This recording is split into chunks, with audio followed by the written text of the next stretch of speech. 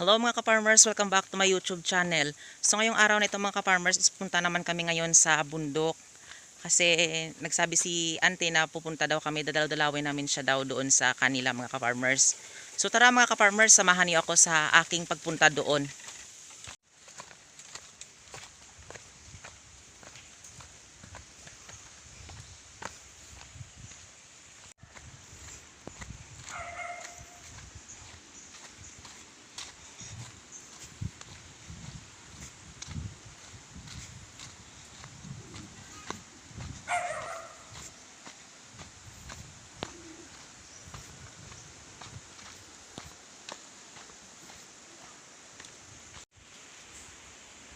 So yan mga ka-farm, dito na kami ngayon sa sa ilog.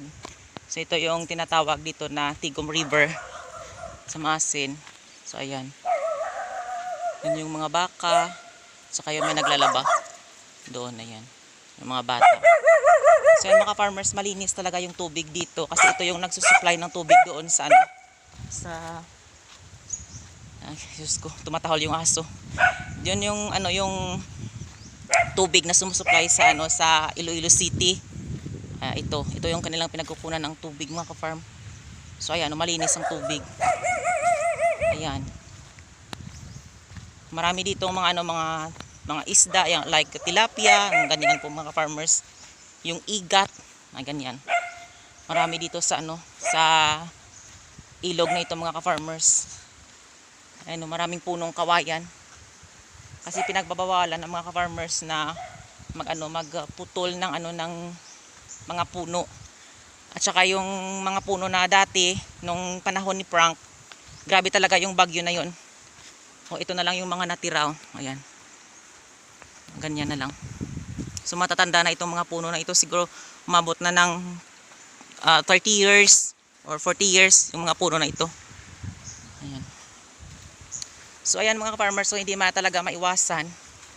Minsan yung yung lupa nagkaka-landslide din. Ayan, dahil sa sa sobrang lakas ng agos ng ng tubig. Dito kasi malakas yung agos ng tubig. Kaya ayun nagka-landslide. So ayan. Ito yung sobrang lakas ng yung baha ito. Dinadala niya dito yung mga puno na ito. Galing pa doon yan sa bundok. Doon pa, malayo pa doon. Ayan.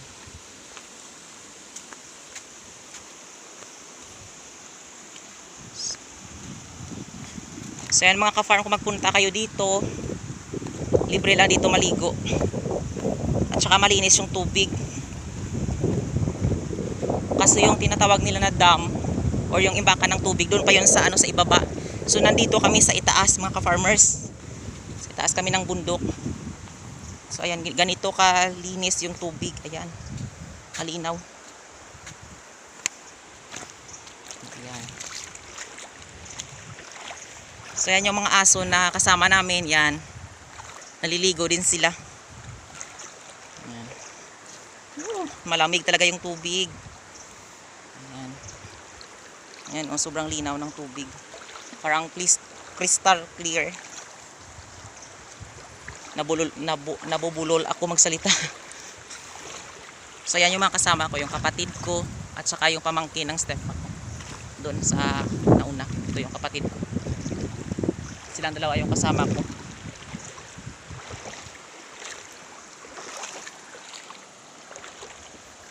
So yan, ganito kalawak yung yung ilog mga farmers. Ayan, sobrang laki. Pero dito mga ka-farmers, maliit lang dito.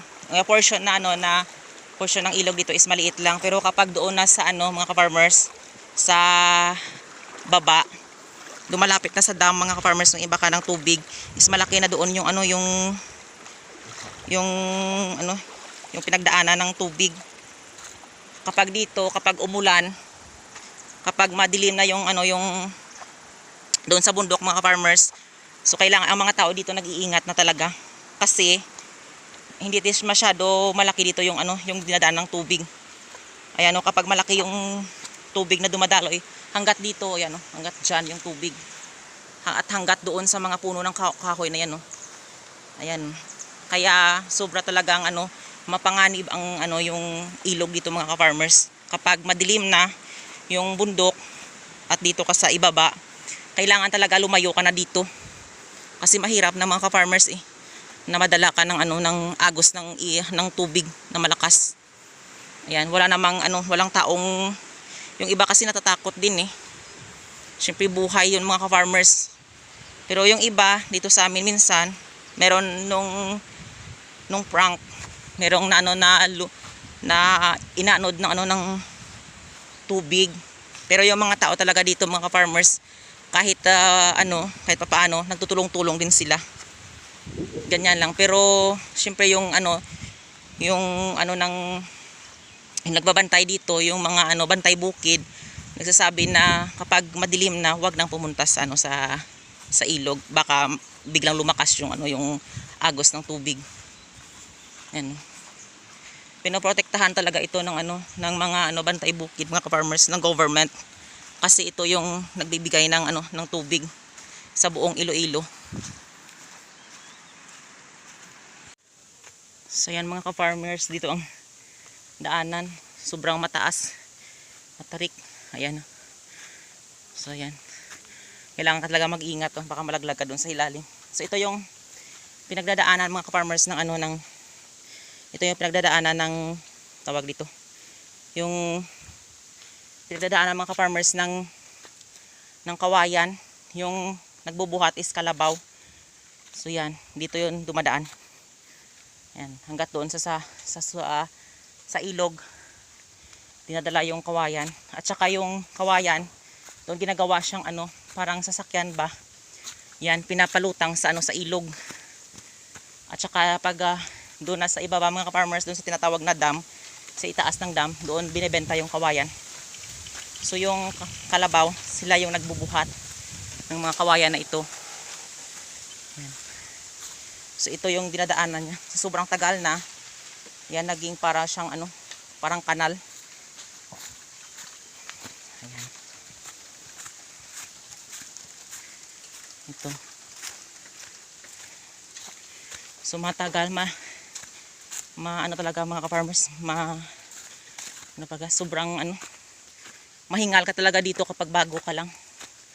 Kasi mataas yung yung mga yung mga portion na pinagdadaanan mo dito. So yung galing sa bahay papunta dito sa kay na auntie, siguro mga 1 oras o 1 oras at kalahati. Pero kapag mabilis ka naman, siguro mga dyan sa mga 1 oras at kalahati, 1 oras 30 minutes makakaya mo na makapunta dito. Marating mo na yung bahay ni ni auntie. So yan mga ka-farmers, so yung mga bundok na yan is hindi na yan maasin sa kabilang sa kabilang lugar na yan mga ka-farmers. Ayan Alimudjan yung tawag dito sa kanila. Alimudjan is 1st district yata. Ayan, kasi 3rd district kami dito ay maasin. So ayan sa kabila na yang kabilang bayan na yan. So, dito tayo ngayon sa portion na mataas. Ayan, sobrang bangin.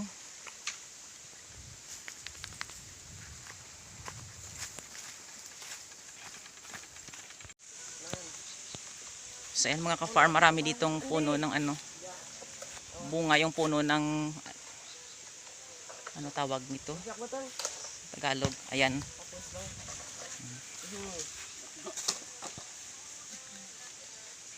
Tawag dito sa amin sa Iloilo, kabugaw. Ayan, maraming bunga.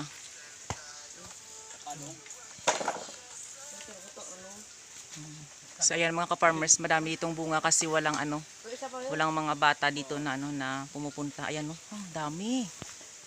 Ayan andun pa sa kabila. Grabe ito. Ayan. Yung may-ari nito mga ka-farmers is magpinsan sila ng tito ko na namatay. So yung nakatira dito is anak ng pinsan ng tito ko. Ayan. So grabe, madami pala dito mga ka-farmers. Akala ko ito lang yung puno. Dito pala madami pa rin. Ayan Ayan. Grabe. Ayun pinangsabit na lang. Kapag doon yun sa amin mga ka-farmers, ubos na ito. Grabe. Kapag dito ka lang sa bundok, ito pa mga ka-farmers oh. Kapag dito ka lang talaga sa bundok, masipag ka lang magtanim, ayan oh. Meron ka talagang maaani. Ayan, grabe. Dami. So yan mga ka-farm, ito yung mga inaalagaan nila dito, mga alagang baka. Ayan oh, madami. Ito yung mga hanap buhay nila. Baka, kalabaw. Ayan. Huwag tayong muna medyo maglapit sa kanila. Kasi nanunuwal sila. Ayan. Kanilang alagang mga baka dito. Ayan. Kung masipag ka dito mag-alaga at mananim, mabubuhay ka talaga dito. Pero yung ano lang mga ka-farmers is malayo. Pero okay lang. Kahit papaano. Kahit malayo. Pag masipag ka lang mag-alaga, meron ka talaga maaani. Ayan, ito yung yung dinadaanan ng baka. Kapag nauuhaw na sila, dito sila pumupunta. Dito sila nag-iinom. Ayan. Ito yung sapa. Ayan. Ito yung sapa na pinagkukunan din ng tao ng tubig at saka iniinuman ng ng mga alagang baka. Pero yung kanilang pinagkukunan ng tubig doon pa sa itaas. Ayan. Ito yung mga dinadaanan ng baka. Yung kapag maubos na yung yung damo dyan, lumilipat sila dito. Yung mga baka. Para ding nagma-migrate sa mga ka-farmers. Kapag wala na dito sa kabilang kabilang makakain, doon naman sila sa kabila. So ayan. Ito yung kanilang dinadaanan.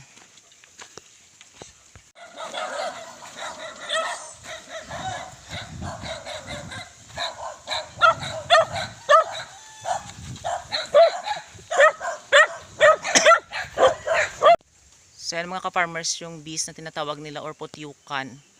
So mga ka-farmers dito, kasi kapag dito kayo dumaan or sa mga paligid dito sa bundok, so kailangan talaga niyong mag-ingat kasi baka kapag makita niyo ito mga ka-farmers, mag-ingat kayo. Kasi nakakatakot ito, pwede ka nitong matay kapag madamihan sila na dumapo sa iyo, sa katawan mo. Kaya dito sa probinsya, madami dito mga ganyan. So kailangan konting ingat lang talaga. So ayan o. Kakatakot. So ayan mga ka-farm, yung daan dito parang yungib. Ayan. Parang yungib. Sa sobrang tagal na ng daan na ito mga ka-farmers. Kasi dati bata pa ako mga ka-farmers, ito na yung daan.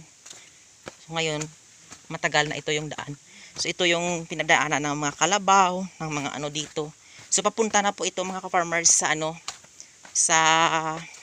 tawag dito, sa bayan. Kung dito ka dito ka dadaan.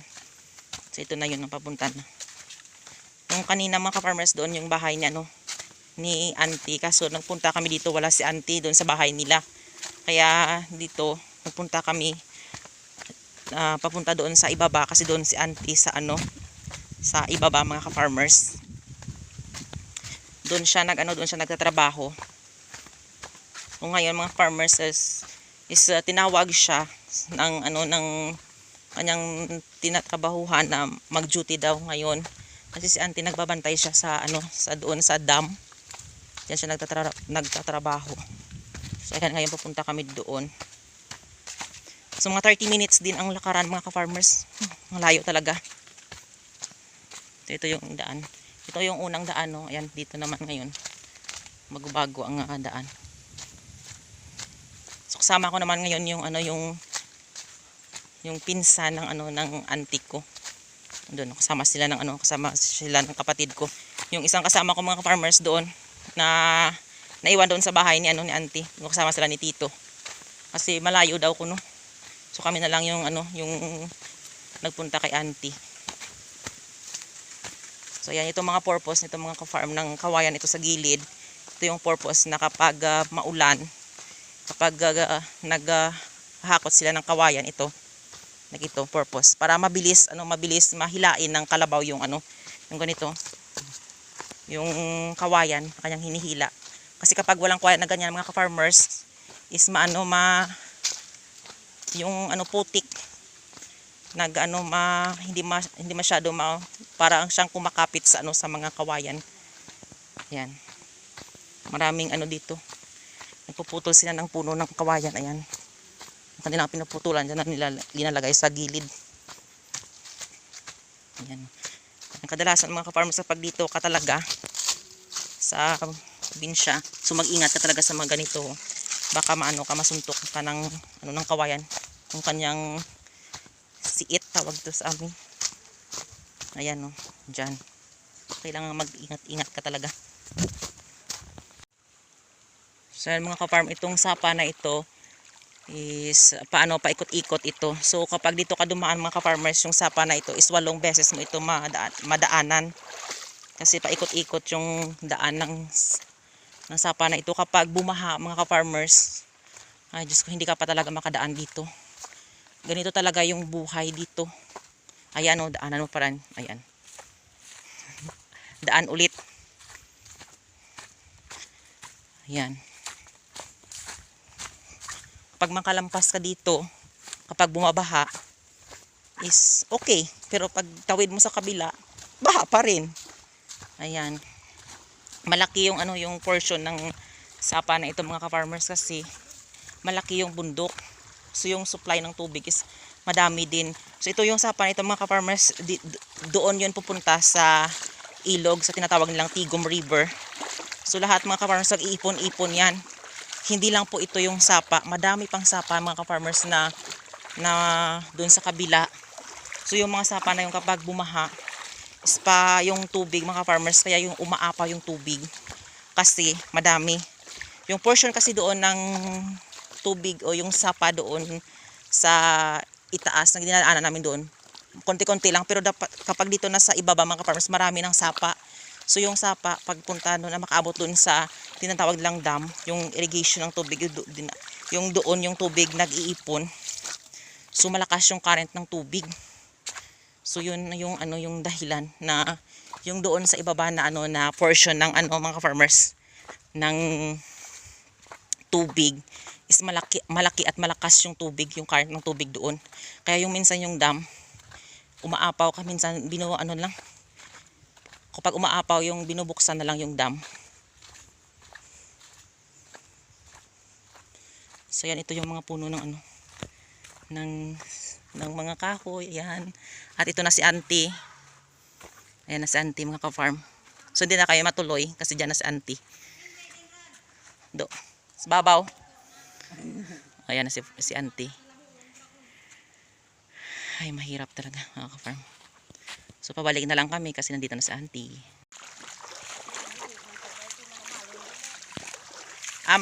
Dapat sa mahalin.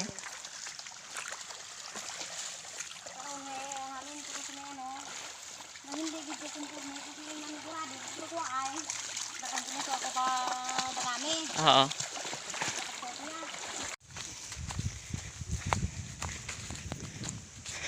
Ayan guys, pupunta kami dito. Kukuha kami ng kabugaw. Ayan dito kasi dito daw matamis yung kabugaw. Kaya kukuha kami dito. Ay, let's go. Kaso ang mga maliit. Maliit yung kanyang bunga. Ayan. Ayan.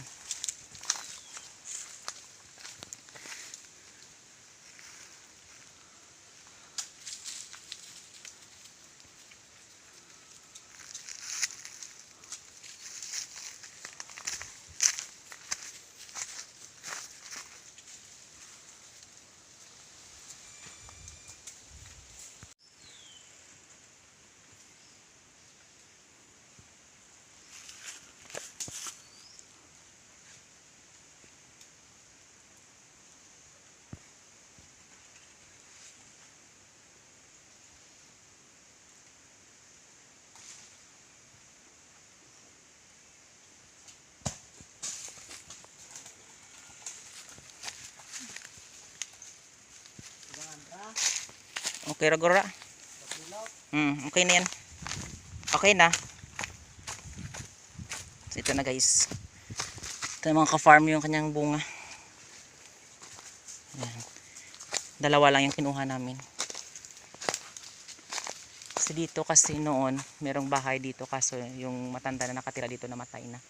So ito na lang yung naiwan niya. At syempre magkamag-anak din sila dito. Malapit na mga magkamag-anak. Kaya ito yung nagbabantay dito. Naghingi kami ng ng kabugaw sa kanila. Okay lang daw ako na magkuha. So yan mga ka-farm. Uwi na kami. Ito yung kasama ko. Kumain na siya doon sa taas. So yan mga ka-farm, pinadala ko na lang sa kapatid ko. Ay Diyos ko, sobrang taas dito ng ng bangin. Ang hirap. Ang bilis magpunta doon sa ibaba. Pero kapag bumalik naman dito sa itaas, ay Diyos ko, sobrang taas. Sobrang hirap mga ka-farm. Ay gitan talaga ang buhay probinsya. Ayan. Ito naman sa ito pababa. Ayan.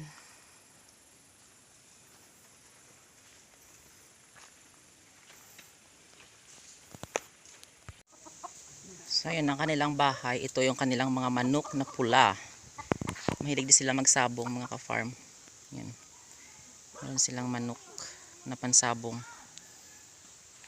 Ito yun na yun ang bahay ni Auntie. Ayan.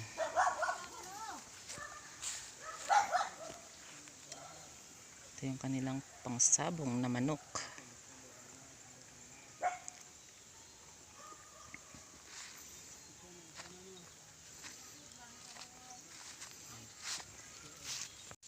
So ayan mga ka-farm yung kanilang mga alagang baka dito.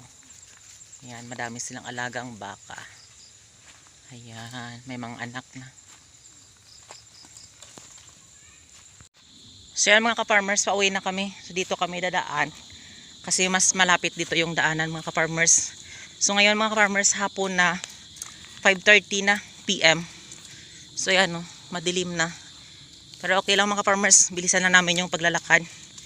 So ito yung maraming tinik. Ito yung daanan dito. Dito kami nagdaan. Kasi mas malapit dito mga ka-farmers.